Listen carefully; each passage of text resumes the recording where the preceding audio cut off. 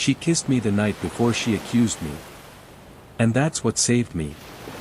You don't forget a moment like that. The weight of her hand on my shoulder. The way her lips trembled before they touched mine. How she pulled away quickly, as if ashamed, but still smiled at me like it was some shared secret. She was 18 that week. 18.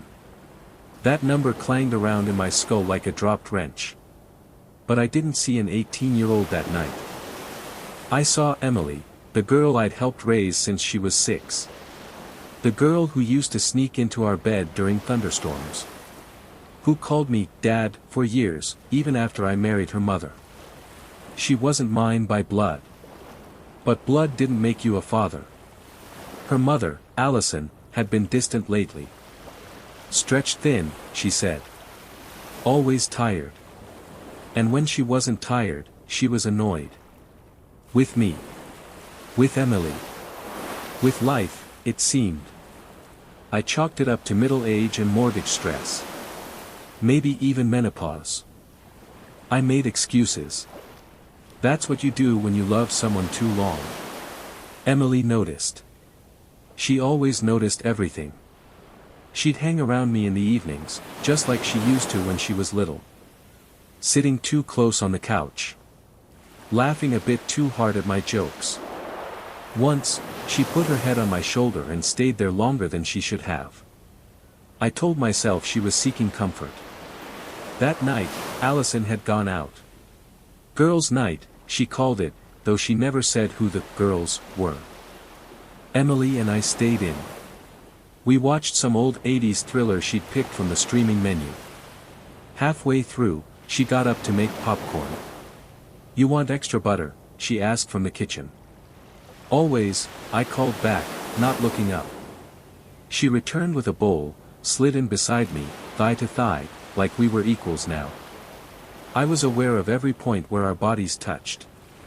I hated that I was aware. "You still smell like sawdust," she said, grinning. I love that. I didn't respond.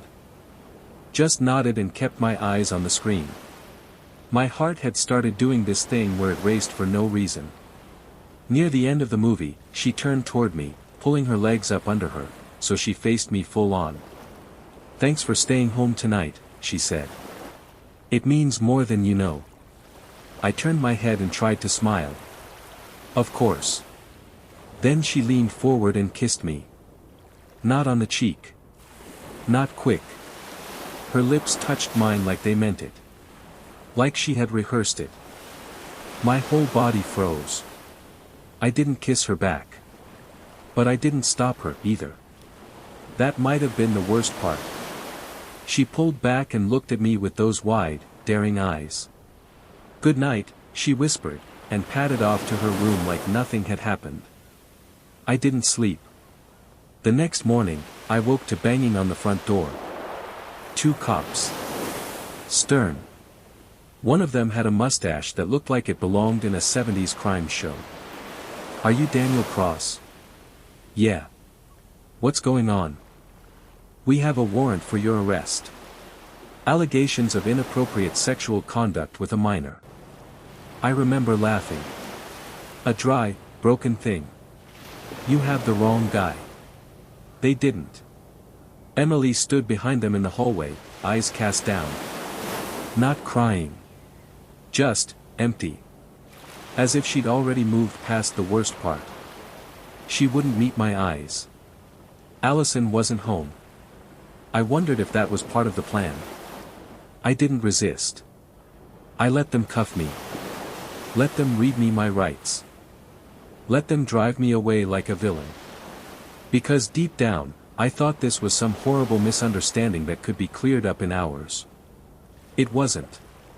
And as the squad car pulled away, I saw Emily watching from the upstairs window. She didn't look sad. She looked satisfied. Jail isn't what you think it is. It's not screaming maniacs or fights in the hallway, not at first. It's quiet. Too quiet. Like the world's holding its breath while you sink. They put me in a holding cell that smelled like piss and bleach. The concrete bench was cold, but I barely noticed. I was still trying to process the word that cop had used. Minor. Emily had turned 18 less than a week ago. How was that even possible? Could they really twist the timeline like that? Or was she lying about when it happened? Or worse, was she saying it started before her birthday? My hands wouldn't stop shaking. The metal cuffs had left red bands around my wrists, and I kept staring at them like they might explain any of this. My lawyer hadn't shown up yet. Hell, I didn't even know if Allison had called one. Emily. Sweet, sharp, clever Emily. I remember teaching her to ride a bike in the church parking lot. Her tiny fingers clinging to mine during her first day of school. The way she cried when her goldfish died. Had all that been fake? Had I missed something growing in her eyes? Something darker. A guard finally opened the door. Let's go. Your arraignment's in 15. The courtroom looked like it had been built for humiliation. Fluorescent lights too bright, the echo of shoes on linoleum, strangers shifting uncomfortably on benches like they didn't want to breathe the same air as me. And there she was. Emily sat beside Allison, her hands folded neatly in her lap. She wore a soft blue sweater and no makeup. Like she wanted to look younger. More fragile. She never looked at me. Allison did. For one brutal second, our eyes locked. And hers were full of fury. That was when I knew. This wasn't confusion. This wasn't a misunderstanding. This was war. I pled not guilty. My lawyer finally showed up, some guy named Brent with tired eyes and coffee breath. He whispered, "Don't speak unless I tell you." When the judge denied bail due to the serious nature of the charges, I felt something collapse inside me. Like a wall giving way to floodwater. Back in the cell, Brent finally gave me the police report. I read every word, my fingers trembling. Emily claimed I'd touched her multiple times over the past 6 months. Inappropriately. Repeatedly. While Allison was at work. She said I told her not to tell anyone.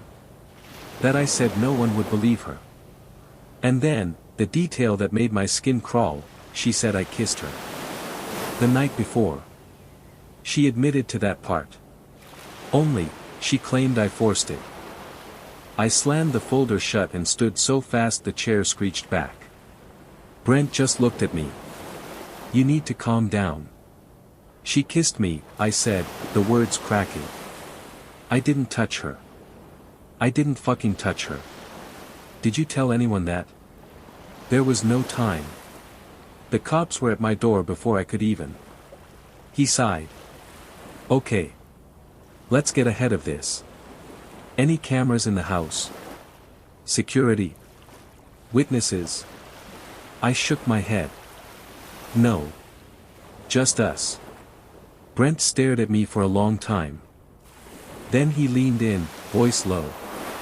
Daniel, I'm going to ask you something, and I need you to be honest. Is there any part of her story that could be twisted from the truth? Anything she might have interpreted wrong? I opened my mouth. Closed it. That moment on the couch replayed again. The way I froze.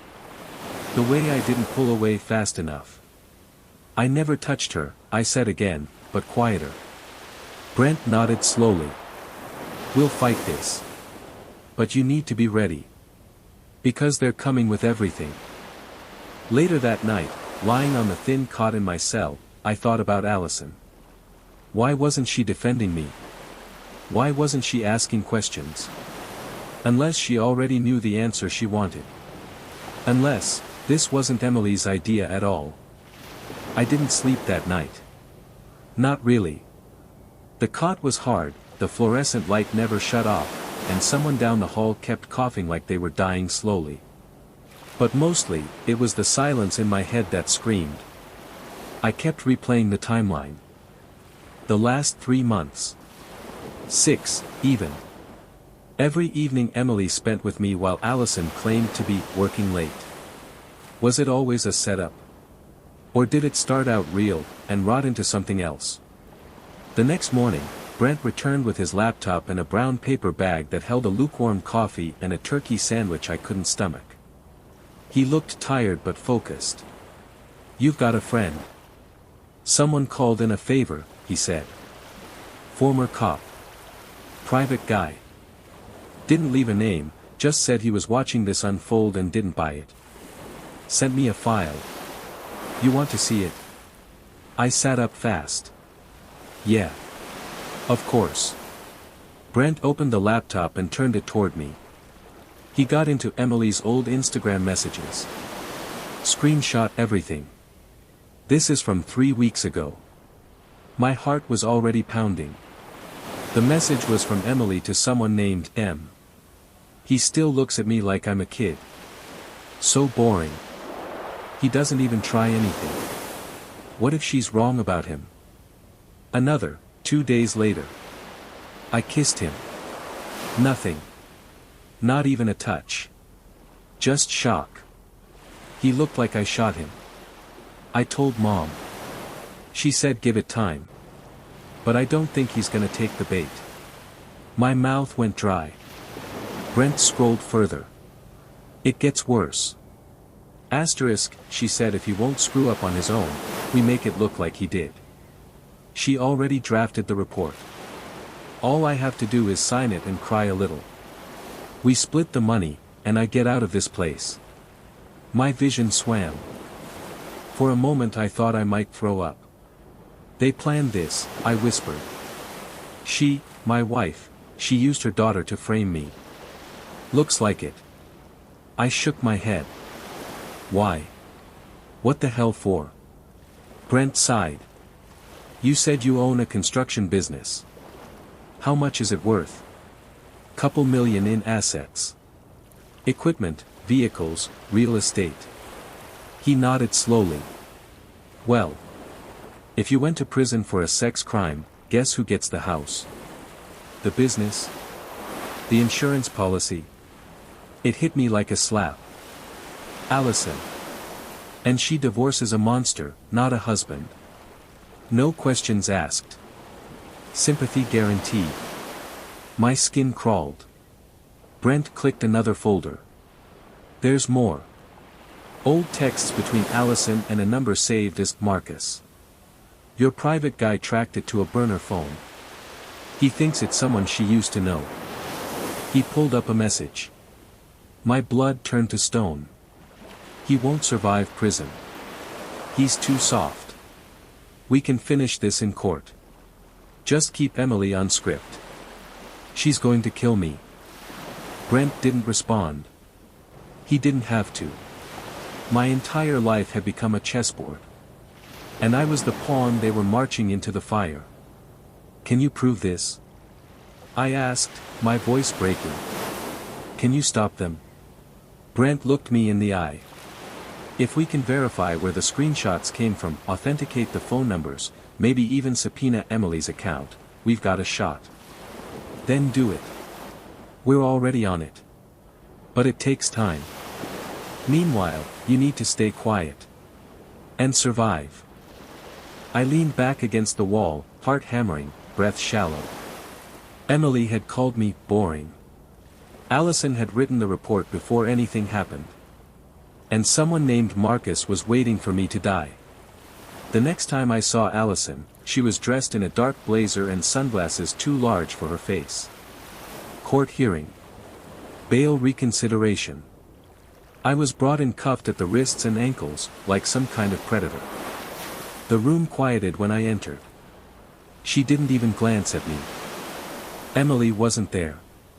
But someone else was. A man.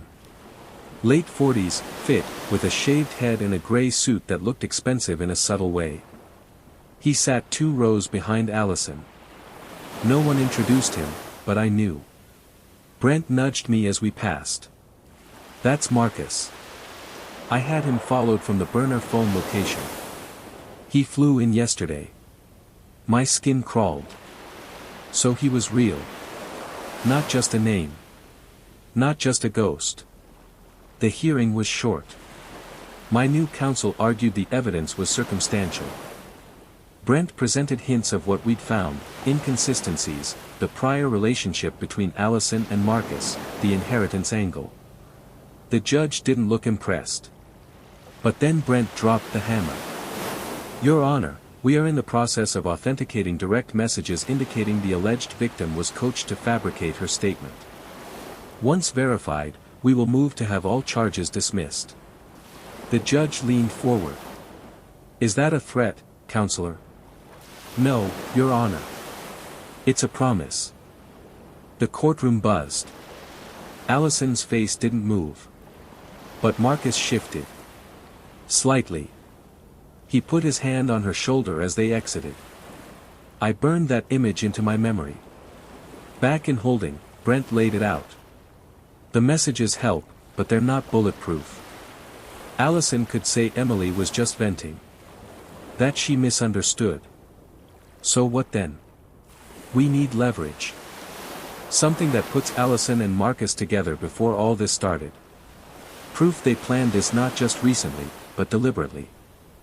Financial records. Emails. A transfer. A hotel receipt. Anything." I closed my eyes and remembered a night 3 months back. Allison said she was going to a conference in Tampa. I remembered it because I was supposed to come. But she said it was girls only. Emily was still in school. I stayed home. She was gone 3 days. Never picked up my calls. When she came back, she was different. Quieter. But also colder. Mechanical. "I think I have something," I said. Brent looked up. "Tell me everything." 2 days later, I was pulled from my cell. "Your lawyer pulled a miracle," the guard said. "Judge approved bail. You're out." "What changed?" "Apparently someone posted your full bond. $500,000. Anonymous." I stopped cold. "Anonymous?" He smirked. "Welcome to the mystery." Outside, Brent was waiting beside a gray SUV. "I didn't pay it," he said before I asked. "And I have no clue who did. But whoever they are, they wanted you walking free. Any news on the Tampa trip?" He nodded. Credit card records show Allison booked 2 rooms at a beach resort. One was under a guest alias, Michael Stanton. The same alias Marcus used to rent a condo in Arizona last year. So it was him. Yep. And there's security footage. Haven't got it yet. But I have someone on the inside. I sat in the SUV, the door open, fresh air hitting my face for the first time in weeks. "What now?" I asked. Brent looked over. "Now. You disappear for a while. Let them think they've won. While we gather everything. Then you come back swinging." I stared out the window as the SUV pulled away. The woman I loved had sold me to a man I'd never met. Her daughter had kissed me, then handed me to the wolves. And someone I didn't know yet, had paid $500,000 to set me free. I didn't go home. Brent arranged a safe house in a quiet coastal town 2 hours away, nothing fancy, just an aging cottage near the edge of a wooded bluff. The ocean was close enough to smell but not to see. No neighbors. No noise. Just wind and gulls and the low drone of my own thoughts eating at me. I paced. I stared at the walls. I barely slept. Every time I closed my eyes, I saw Emily's face. Not the girl I raised, but the one who looked satisfied while the cops dragged me away. I kept asking myself one thing. What happened to her? That question became a scream I couldn't answer. On the 3rd night, Brent arrived with a USB stick and a worn manila folder. He looked grim. "We got the hotel footage. Tampa." I plugged the USB into the old laptop he'd lent me and hit play. There she was. Allison. Hair pulled back, sunglasses on top of her head. She looked happy. Relaxed. Like the woman I hadn't seen in years. Marcus walked up beside her. They embraced. Not a polite hug. Full-bodied. Familiar. Then she kissed him. Not quick. Long. They checked in together. 2 rooms, I muttered. Insurance. In case someone checked, Brent said. But it's clear they shared one. I stared at the screen. Watched her laugh at something he whispered. Watched her lean on him as they walked to the elevator. How long has it been going on? I asked. Brent shrugged. We traced burner calls between them back 6 months. But that's just what we found. Could be longer. Does this change anything legally? Only if we can prove motive. We're close. But there's more. He handed me the folder. Inside were copies of emails, dozens, between Allison and an attorney I didn't recognize. Drafts of divorce documents. All unsigned. All dated before Emily turned 18. She was planning to leave you, Brent said. But that would have cost her. These documents show she knew you'd contest custody of the house, the cars, even your shared savings. So she found a cleaner exit. One where I go down as a predator and she walks away with everything. Brent didn't answer. He didn't need to. I opened a second set of documents. These were texts between Emily and a number labeled Jenna. He's starting to look at me weird now. I think he knows. Don't chicken out. You owe her. She gave you everything. You want out of that house. This is how you do it. Asterisk, but he raised me. He's not even gross. Just boring. He deserves it for what he did to her. You're fixing that. I stopped. What did I do to her? Brent exhaled. We're looking into it. That line might be just manipulation. Or, maybe something from Allison's past. Something she told Emily. Lies. Maybe. Or maybe it's the story she fed her to keep her obedient. We don't know. But Daniel, whatever it is, this girl, she believes it. Or wants to. Enough to burn you down. I stood and walked out onto the porch. The sea breeze hit my face like ice. My hands gripped the railing until my knuckles turned white. I remembered brushing Emily's hair when she was 7. Singing to her when she had nightmares. Teaching her to tie her shoes. And now she was part of this machine. This cold, calculating machine with Allison at its center. Or maybe not. Maybe Emily wasn't just a pawn. Maybe she was starting to enjoy the game. The envelope arrived on the 4th day. No return address. No name. Just a thick, white rectangle slid under the front door of the cottage like a whisper. Inside, a photo. Old. Faded. Allison. Younger. Late teens maybe. Sitting on the lap of an older man in a leather jacket. His arm was around her waist, his other hand holding a beer. The timestamp said 2003. And then I saw the man's face. Marcus. Brent sat across from me in stunned silence. That means, what? They knew each other back then. She was a kid. 17 at most, I said, fingers tightening around the photo. Maybe younger. I flipped it over. A note was scribbled on the back in thick black ink. She's done this before. A friend. Brent's jaw clenched. That explains a lot. You think this happened to someone else? No. I think Allison has been playing this game longer than either of us knew. Maybe Marcus is more than just a partner. Maybe he's a pattern. My mouth was dry. Then why didn't he go down for it? Because maybe the last guy wasn't as lucky as you. I stared at the photo again. Allison's face held the same smile she wore the night she kissed Marcus outside the hotel in Tampa. Not love. Not lust. Control.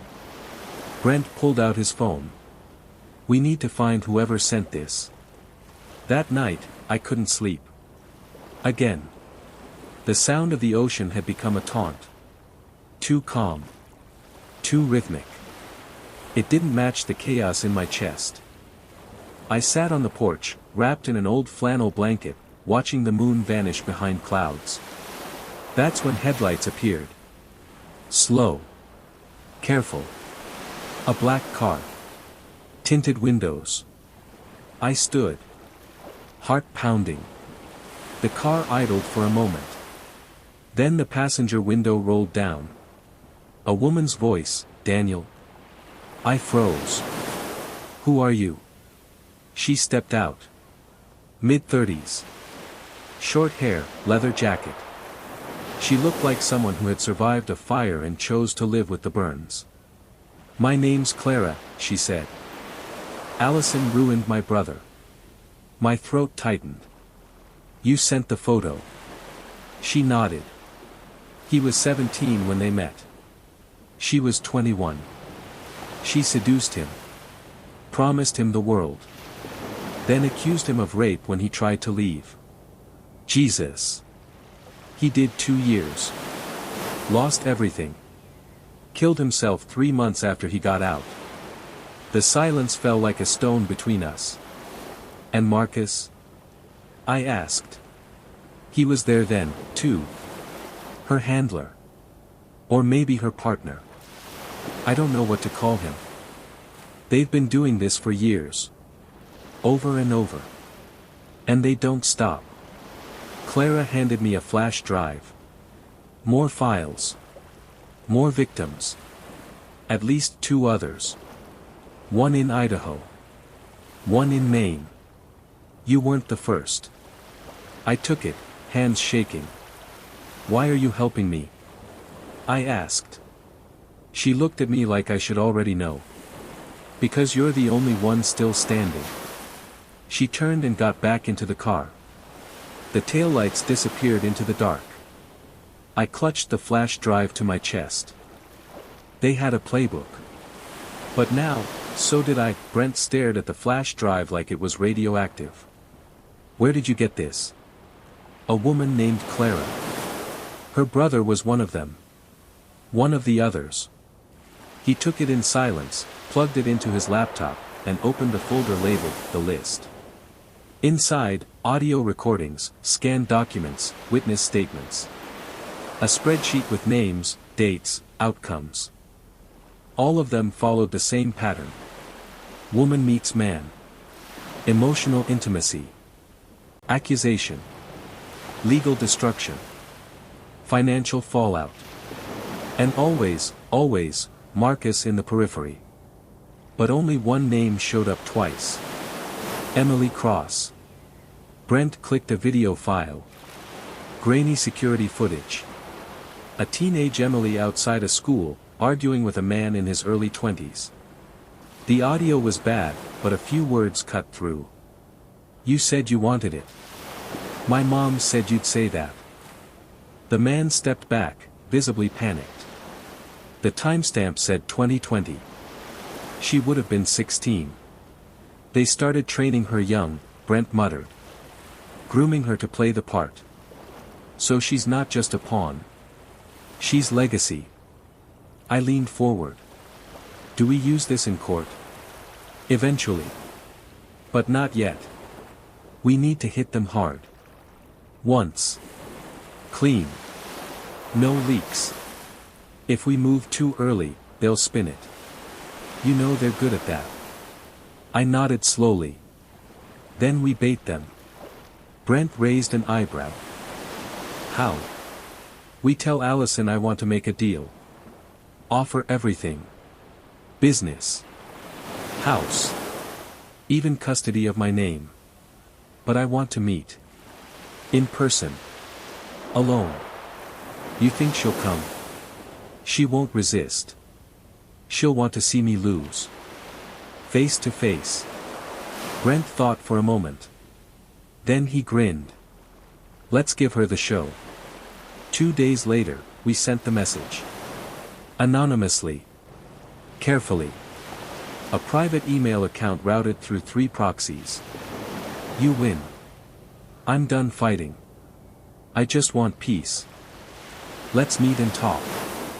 One time. Just you and me. We waited. 4 hours. 6. Then, finally, the reply. Tomorrow.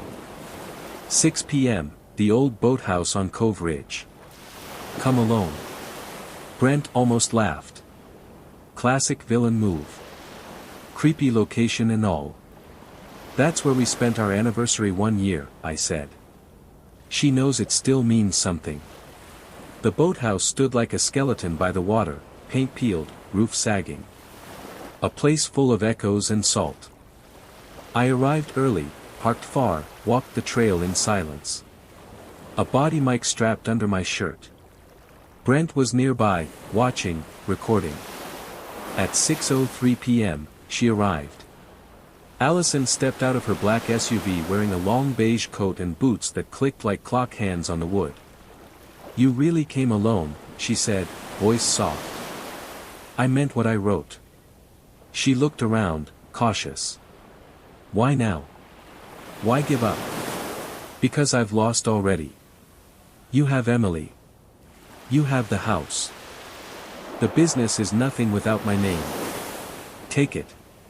Just let me go. She stared at me for a long time. Her face softened. Almost pity. You really don't get it, do you? Get what? It was never about the money, Daniel. Not really. It was about the control. The story.